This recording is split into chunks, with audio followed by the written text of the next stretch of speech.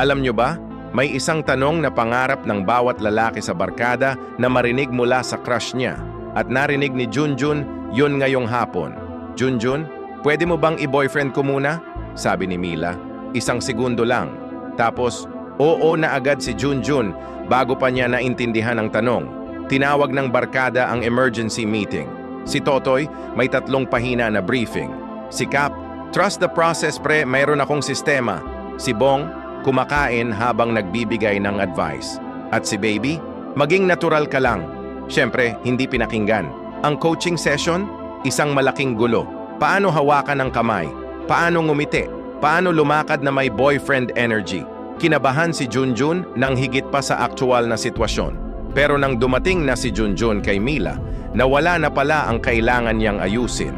Naresolba na ng tita niya ang problema ng mag-isa. Natira sila ni Mila. Walang script, walang barkada, walang plano. At sa katahimikan na yon, mas totoo ang nangyari kaysa sa lahat ng rehearsal nila.